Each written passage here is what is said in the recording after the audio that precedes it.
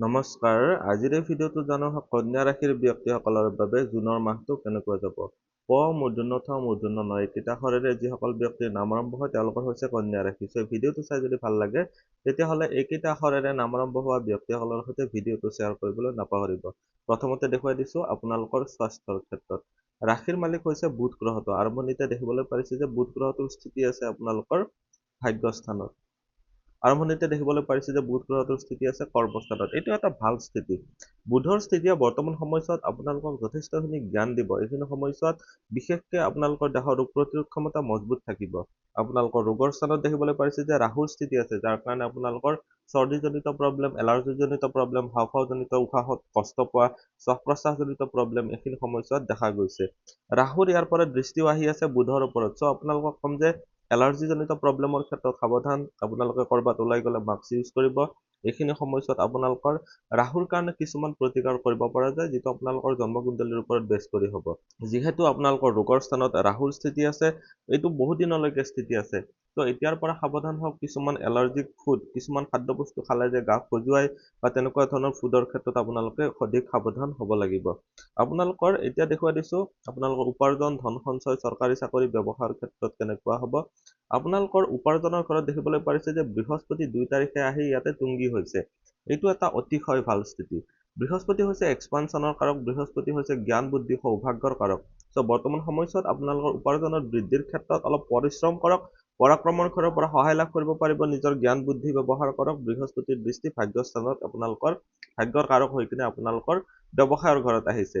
যিসকল ব্যৱসায়ী হয়, বিশেষকৈ কনষ্ট্ৰাকশ্যন সম্বন্ধীয় বস্তুৰ যিসকলে ব্যৱসায় কৰি আছে তেওঁলোকৰ কাৰণে অধিক ভাল হ'ল। কিন্তু চাব যে পৰিশ্ৰম কৰিব লাগিব। বৃহস্পতিয়ে পৰাক্ৰমৰ ঘৰৰ ছাপোৰ্ট পাব লাগিব।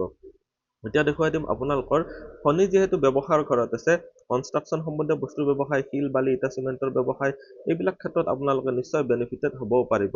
আপোনালোকৰ কাৰণে এইটো এটা অতিশয় ভাল স্থিতি হ'ল। আপোনালোকে জানিব যে শনি গ্ৰহটো আপোনালোকৰ ব্যৱসায়ৰ ঘৰত থকাৰ কাৰণে অলপ শ্ল' প্ৰগ্ৰেছ হ'ব। লাহে লাহে কামবিলাক আগবাঢ়িব, কিন্তু আপোনালোকে অধৈৰ্য নহ'ব। এতিয়া দেখুৱাই দিম আপোনালোকৰ যিহেতু চাকৰিৰ ঘৰত বা ছাৰ্ভিচৰ ঘৰত যিহেতু আপোনালোকৰ ৰাহুৰ স্থিতি আছে, অলপ নিজৰ ওপৰত বিশ্বাস ৰাখক। এইখিনি সময়ছোৱাত চৰাই চিৰিকটিক চাউল দিব পাৰিলে আপোনালোকৰ কাৰণে ভাল হ'ব। আপোনালোকে নিজৰ গুৰুজনাৰ কথা বা পৰামৰ্শ এইখিনি সময়ছোৱাত মানি চলিব। তেতিয়া আপোনালোকে সহজতে আপোনালোকে বেনিফিটেড হ'ব পাৰিব। এতিয়া দেখুৱাই দিম আপোনালোকৰ যিহেতু ছাৰ্ভিচৰ ঘৰত বুধ আৰু শুক্ৰৰ এটা লক্ষ্মী নাৰায়ণ যোগ বনাইছে। এইটো এটা অতিশয় ভাল স্থিতি। ধৰ্ম কৰ্মাধিপতি যোগ বনাই আছে। বুধ গ্ৰহটো আপোনালোকৰ 15 তাৰিখৰ পিছত ইয়াৰ পৰা আগুৱাই যাব। ৰবিও আপোনালোকৰ 15 তাৰিখৰ পিছত ইয়াতে সোমাব। চ' মুঠতে চাবলৈ গ'লে আপোনালোকৰ এইখিনি সময়ছোৱাত বুধৰ ফালৰ পৰা যথেষ্টখিনি বেনিফিটেড পাব। আপোনালোকৰ বিশেষকৈ যিসকলে একাউণ্টেণ্ট হিচাপে কাম কৰি আছে বা যিসকলে জুনিয়ৰ এছিষ্টেণ্ট বা কম্পিউটাৰ ৰিলেটেড কাম কৰি আছে, তেওঁলোকৰ কাৰণে বিশেষ ভাল হ'ল। আপোনালোকৰ মংগল গ্ৰহটোৰ স্থিতি আছে, যিহেতু প্ৰথম ঘৰত 21 তাৰিখৰ পিছত মংগল গ্ৰহটো ভাগ্যস্থানত সোমাব। এইখিনি সময়ছোৱাতো আপোনালোকৰ কাৰণে এইটো এটা বেনিফিচিয়েল স্থিতি হ'ব। মংগলে দিয়ে আপোনালোকৰ সাহস পৰাক্ৰম। চ' বৰ্তমান সময়ছোৱাত যিয়ে কষ্ট কৰিব আপোনালোকে খুব কষ্ট কৰি বা পৰাক্ৰম কৰি কৰিব লাগিব। তেতিয়াহে আপোনালোকে বেনিফিট ল'ব পাৰিব। মংগল গ্ৰহটোৰ স্থিতি আপোনালোকৰ 21 তাৰিখলৈকে অষ্টম ঘৰত আছে। তাৰপিছত 21 তাৰিখৰ পিছত ভাগ্যস্থানত সোমাব। ভাগ্যস্থানত মংগলৰ স্থিতি আপোনালোকৰ অধৈৰ্যটো অলপ বঢ়াব। অৱশ্যে সেইখিনি সময়ছোৱাত ৰবি আঁতৰি যাব। এইটো ইমান টেনচন ল'বলগীয়া নাই। পানী অলপ বেছিকৈ খাওক। আপোনালোকৰ কৰ্মপ্ৰাপ্তিৰ ক্ষেত্ৰত কম যে ইনফৰমেশ্যন টেকনলজি, কম্পিউটাৰ ৰিলেটেড কাম, ৱায়াৰলেছ কমিউনিকেশ্যন এনেকুৱা ধৰণৰ বিভাগত যদি চাকৰি বিচাৰি আছে, বৰ্তমান সময়ছোৱা ভাল।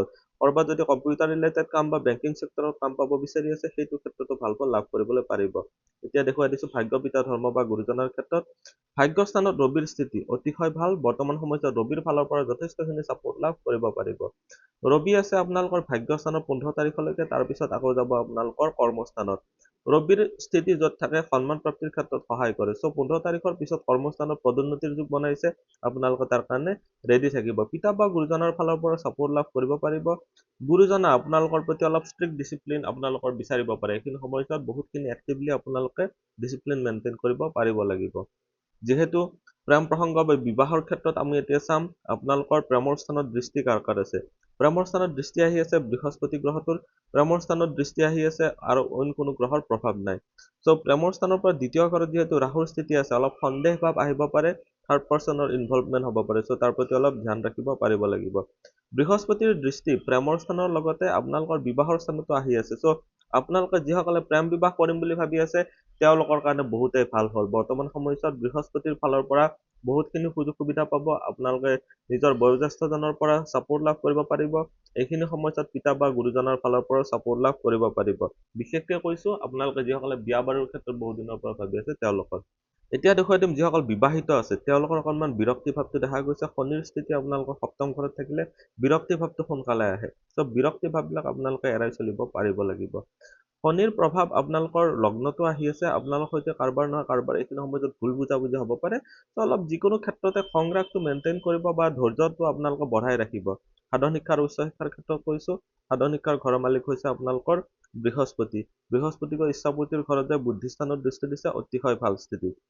বৃহস্পতি যিহেতু আপোনালোকৰ সাধাৰণ শিক্ষাৰ ঘৰৰ মালিক হয়, ইচ্ছাপূৰ্তিৰ ঘৰত গৈছে, আপোনালোকে আশা কৰা ধৰণে ফল পাব পাৰিব। বুদ্ধিস্থানত বৃহস্পতিৰ দৃষ্টি অতিশয় ভাল। এইখিনি সময়ছোৱাত আপোনালোকে যিমানখিনি কষ্ট কৰিব সিমানখিনি ফলটো পাবই পাৰিব। আপোনালোকৰ এইখিনি সময়ছোৱাত যিটো মগজুৰ স্মৃতিশক্তি বহুত ষ্ট্ৰং দেখা যাব। দেহৰ চৰ্বি মেইনটেইন হ'ব। এইখিনি সময়ছোৱাত লিভাৰজনিত প্ৰব্লেমত ভুগি থকাসকলে সকাহ পাব। আপোনালোকৰ উচ্চ শিক্ষাৰ ক্ষেত্ৰত যিসকলে পঢ়ি আছে তেওঁলোকৰ কাৰণে ক'ম যে চিভিল ইঞ্জিনিয়াৰিং বা কনষ্ট্ৰাকশ্যন ৰিলেটেড ক্ষেত্ৰত যিসকলে পঢ়ি আছে তেওঁলোকৰ কাৰণে ভাল হ'ল। শনি গ্ৰহটো আপোনালোকৰ বুদ্ধিস্থানৰ মালিক হয়। সপ্তম ঘৰত এটা কেন্দ্ৰভৱস্থ হৈছে যদিও নিচাবিলাসী হৈ আছে, অলপ ধৈৰ্যত অভাৱ দেখা যাব। এইখিনি সময়ছোৱাত ধৈৰ্যটো আপোনালোকে বনাই ৰাখিব পাৰিব লাগিব। প্ৰয়োজন হ'লে টাইম টেবুল বনাই হ'লেও পঢ়িব, আপোনালোকৰ কাৰণে বেনিফিচিয়েল হ'ব। আজিৰ এই ভিডিঅ'টোত আমি জানিলোঁ কন্যা ৰাশিৰ ব্যক্তিসকলৰ বাবে জুনৰ মাহটো কেনেকুৱা যাব। ভিডিঅ'টো চাই কেনেকুৱা লাগিল কমেণ্টত নিশ্চয় জনাব। আপুনিও যদি আপোনাৰ বিষয়ে জানিব বিচাৰে তেতিয়াহ'লে হোৱাটছএপত কণ্টেক্ট কৰিব পাৰে। ধন্যবাদ।